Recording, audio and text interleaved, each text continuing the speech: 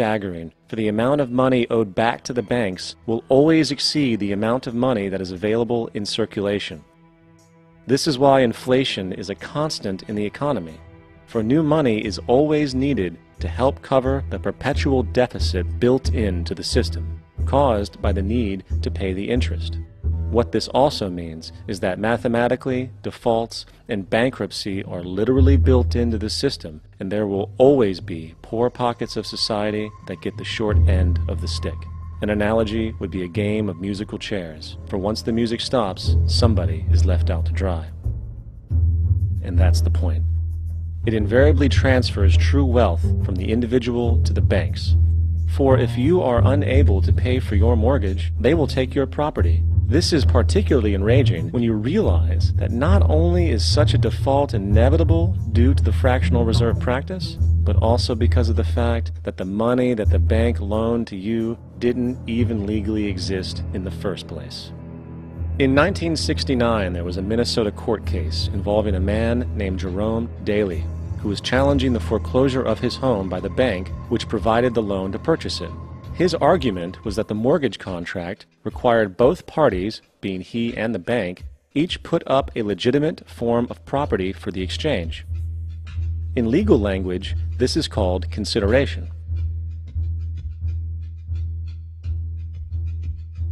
Mr. Daly explained that the money was, in fact, not the property of the bank, for it was created out of nothing as soon as the loan agreement was signed. Remember what modern money mechanics stated about loans? What they do when they make loans is to accept promissory notes in exchange for credits.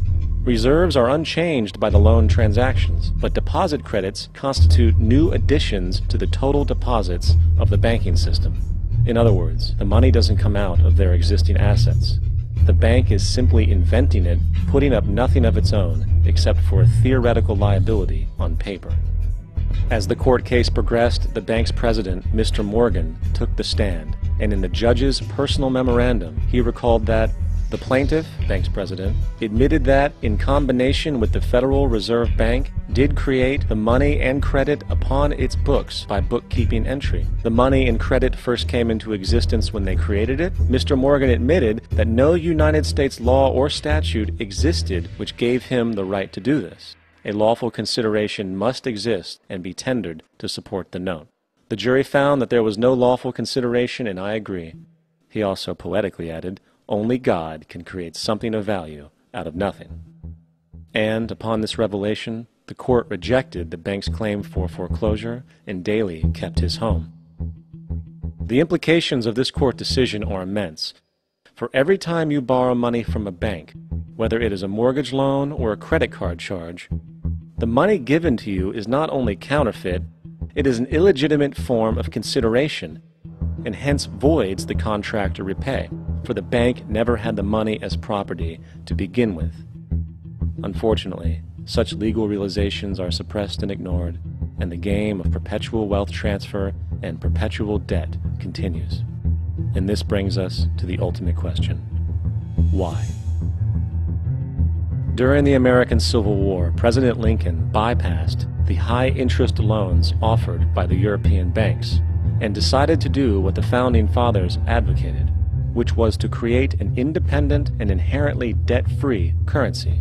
It was called the greenback.